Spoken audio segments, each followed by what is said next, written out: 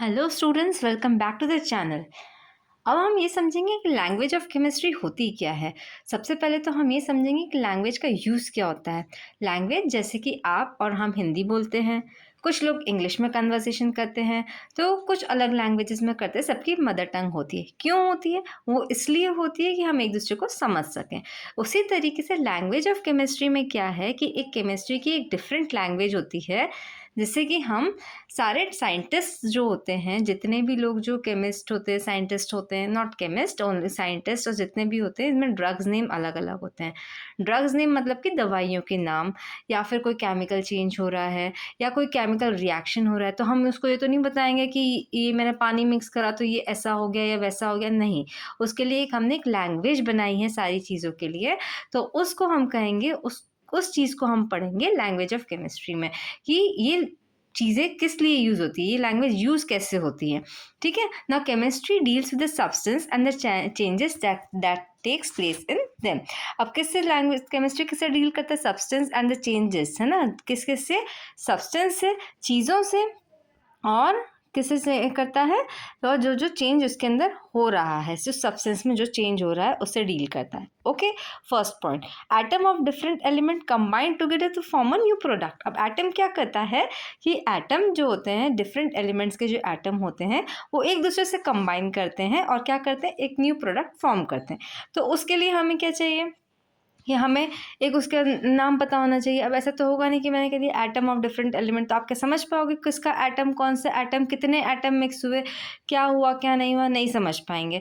तो उसके लिए हमें we need a language that is a chemistry language. Okay, जो केमिस्ट्री की अलग से लैंग्वेज है ना। Chemical reaction need a proper way to be communicated, मतलब केमिकल रिएक्शन को एक्सप्लेन करने के लिए बेसिकली हमें क्या है, केमिकल रिएक्शन को कम्युनिकेट करने के लिए और प्रॉपरली एक्सप्लेन करने के लिए किसी और को, हमें क्या चाहिए, एक कम्युनिकेशन लैंग्वेज चाहिए।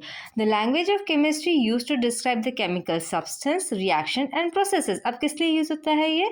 क्योंकि इससे क्या होता है, इससे क्या डिस्क्राइब होता है, केमिकल सब्सटेंस डिस्क्राइब होता है, रिएक्शन और प्रोसेसेस डिस्क्राइब करने के लिए लैंग्वेज ऑफ केमिस्ट्री यूज होती है।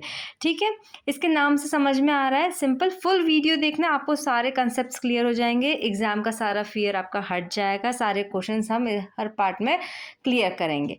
ओके, तो आप फुल वीडियो देखना।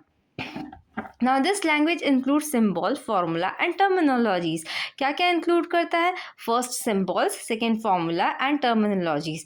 आप साथ साथ नोट्स बनाते जाना, जिससे कि आपको ईजी रहे, कि लर्निंग में ईजी होता जाए। तो आप नोट्स बनाते जाना, आराम से लेटे लेटे वीडियो देखने की कोई ज़रूरत नहीं है। आप अपनी टेबल पे बैठो, नोट्स बनाओ आराम से।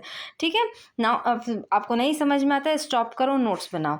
Now it also deals with chemical equation, nomenclature, units and measurements. इसके अंदर क्या क्या आता है, केमिकल इक्वेशंस भी आता है, नॉमेनक्लेचर आता है, मतलब कि नेम्स, यूनिट्स एंड मेजरमेंट्स। ठीक है, कि कितना यूज़ हो रहा है, क्या यूज़ हो रहा है, ये सब हम केमिकल इक्वेशंस में सब में आता है। Okay, now in this chapter the main focus is on how the effectively express chemical reaction. अब इसमें हमें क्या होता है, केमिकल रिएक्शन इस चैप्टर में, मतलब क्लास 7th के जो लैंग्वेज ऑफ केमिस्ट्री का जो चैप्टर है इस आईसीएसई बोर्ड का, इसमें इस पर फोकस करा गया है कि केमिकल रिएक्शंस कैसे कैसे इफेक्टिव होती है। ठीक है। Now first, a chemical reaction होता क्या है? Now chemical reaction is a process, it is a process in which one or more substance called reactant are transformed into one or more new substance called product. इसने क्या कहा है कि chemical process एक ऐसा प्रोसेस होता है जिसमें एक या एक से ज़्यादा सब्सटेंस कौन से होते हैं, जो रिएक्टेंट्स होते हैं। सब्सटेंस कौन से होते हैं, रिएक्टेंट्स होते हैं, जो रिएक्ट होने वाले हैं। ठीक है, जो अभी तक रिएक्ट नहीं हुए हैं, जो रिएक्ट होने वाले हैं, उनको सब्सटेंस कहा जाता है। और and transformed into one or more new substance, जो कि दूसरे न्यू सब्सटेंस में बदलने वाले हैं, जिनको प्रोडक्ट कहा जाता है। अब हम एग्जाम्पल से समझेंगे, अगर आपको नहीं समझ में आया तो कोई डरने वाली बात नहीं है, मैं हूँ, समझा दूंगी। The product formed in the chemical reaction have new properties. अब जो प्रोडक्ट जो फॉर्म हुआ है, लाइक अपन एग्जाम्पल लेते हैं अभी। ओके, तो जो प्रोडक्ट फॉर्म हुआ है, ना, जो प्रोडक्ट फॉर्म हुआ है केमिकल रिएक्शन में, उसमें नई प्रॉपर्टीज़ होती हैं, उसमें उसकी सेम सिमिलर प्रॉपर्टीज़ नहीं होगी, रिएक्टेंट की प्रॉपर्टीज़ नहीं होगी, उसमें अलग से प्रोडक्ट की डिफरेंट प्रॉपर्टीज़ होंगी। Okay, hope you are getting this. Now example हम लेंगे, जब copper react with oxygen in the presence of air to produce copper dioxide.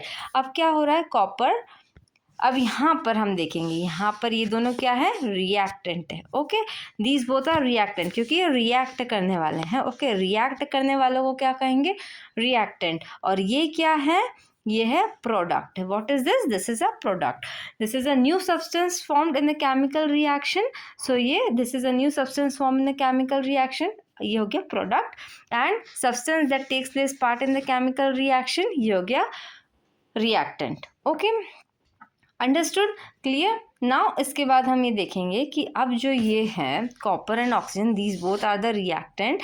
अब जो ये जो रिएक्टेंट है, इसकी प्रॉपर्टी डिफरेंट है, बिकॉज ये दोनों सेपरेट है। तो कॉपर की प्रॉपर्टी डिफरेंट है, ऑक्सीजन की प्रॉपर्टी डिफरेंट है, दोनों की डिफरेंट डिफरेंट प्रॉपर्टीज है। बट जब इसको हम एक करेंगे तो इसकी प्रॉपर्टी क्या होगी, दिस इज डिफरेंट। ओके, इन दोनों से सिमिलर नहीं होगी। ये इसका एक बेसिक पॉइंट है कि जो केमिकल रिएक्शन होता है उसमें प्रोडक्ट की जो प्रॉपर्टी होती है वो डिफरेंट होती है रिएक्टेंट से। Now copper and oxygen are called reactant, copper oxide is called the product. Clear. Now copper and oxygen क्या है, रिएक्टेंट है, and copper oxide is the product. Reactant are the substance that take part in the chemical reaction, जो मैंने अभी ऊपर बोला, and product are the new substance form as a result of the chemical reaction. In this copper and oxygen take parts in the chemical reaction, so they are reactant. अभी मैंने बताया कि copper and oxygen जो part ले रहे थे वो reactant है, और न्यू सब्सटेंस जो फॉर्म हुआ है कॉपर ऑक्साइड, वो प्रोडक्ट है। Now condition affecting the chemical reactions. अब जो ये केमिकल रिएक्शन हुई है उसमें कुछ कुछ चीज़ें होती है जो केमिकल रिएक्शंस को अफेक्ट करती हैं। अब कौन सी कंडीशंस हो सकती हैं, आप थोड़ा सा सोचो कि कौन कौन सी कंडीशंस हो सकती हैं। फर्स्ट अपन देखते हैं, reactant should be in the close contact. जब रिएक्टेंट क्लोज कॉन्टैक्ट में होता है तब क्या होता है, example, sodium react violently with cold water when it is close contact and forming sodium hydroxide and hydrogen with hissing sound. अब जब क्या होता है, सोडियम को हम रिएक्ट करते हैं वायलेंटली विद कोल्ड वाटर के साथ हम सोडियम को रिएक्ट करेंगे तो क्या होगा, हिसिंग साउंड प्रोड्यूस होगा and it will form sodium hydroxide plus hydrogen. Okay, ये हो गया। तो ये क्या हुआ, जब अपन, इसका मतलब क्या हुआ कि जब हम उसको क्या बोलते हैं, किसी को भी चीज़ को बहुत पास से या फिर क्लोज कांटेक्ट से रिएक्टेंट को जब हम क्लोज कांटेक्ट में रखते हैं, ठीक है। Now second, physical state of the reactant. अब physical state of the reactant क्या है, reaction occur more easily when reactant are in the solution form as component as can move freely.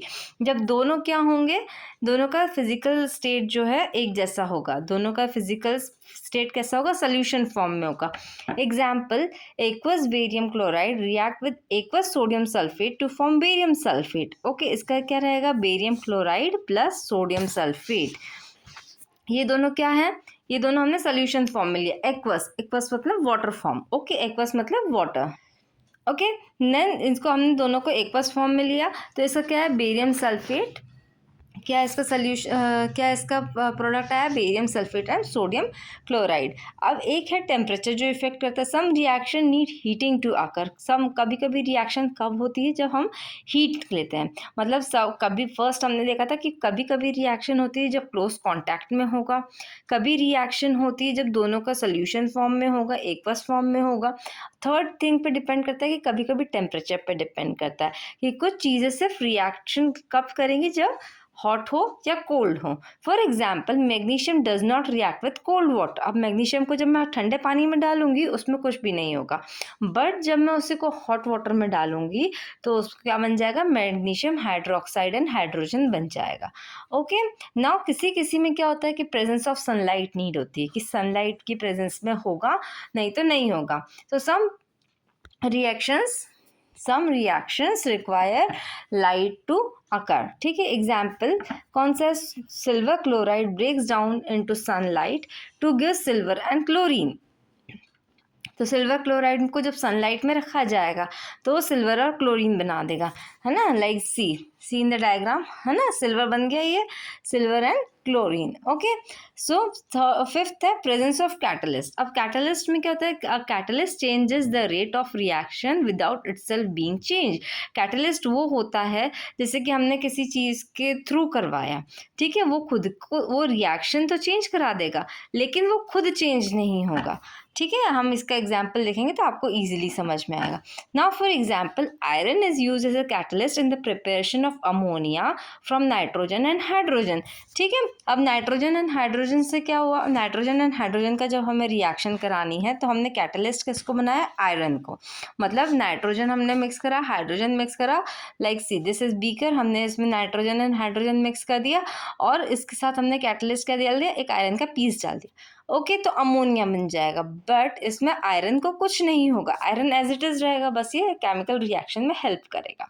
Okay, now six is electricity. Some reaction occur only in the presence of electricity. अब कुछ कुछ जो reactions होती है सिर्फ electricity में काम करती है, मतलब कि ऐसे रिएक्ट नहीं करेगा, ठीक है ना। अब जैसे कि passing electricity through water breaks it down into hydrogen and oxygen. ये आप कभी ट्राई मत करना, ये सिर्फ लैब्स में ट्राई करा जाता है, आप कभी ट्राई मत करना कि इलेक्ट्रिसिटी को वाटर के अंदर पास करा दो क्योंकि हमने पढ़ा है, हमें साइंस आता है। नो, आप घर पर नहीं करना। इलेक्ट्रिसिटी अगर आपने वाटर में पास करी तो it is water is a good conductor, तो ठीक है। तो आप है ना, वाटर क्या करेगा, आपको इलेक्ट्रिसिटी पास करा देगा तो आपको शॉक लग सकता है, ठीक है। So good conductor bad conductor भी एक टॉपिक है। सो आप प्लीज़ इलेक्ट्रिसिटी को मत पास करना वाटर से, वो सिर्फ लैब में होता है। तो when electricity is passed through water, so hydrogen and oxygen में वो ब्रेक हो जाएगा, ठीक है, वाटर ब्रेक हो जाएगा। So please don't try this at home. मैं रिक्वेस्ट करती हूँ कभी ये ट्राई मत करना, शॉक लग जाएगा आपको। Now thank you for watching. इससे नेक्स्ट वीडियो में हम पढ़ेंगे इसके आगे का। लाइक शेयर एंड सब्सक्राइब करो जिससे कि आपको नोटिफिकेशंस मिलते रहें, and please share this content if you आपको अच्छा लगा हो और आपको लगे कि आपके फ्रेंड्स को भी हेल्पफुल है तो आप शेयर करें। Thank you for watching.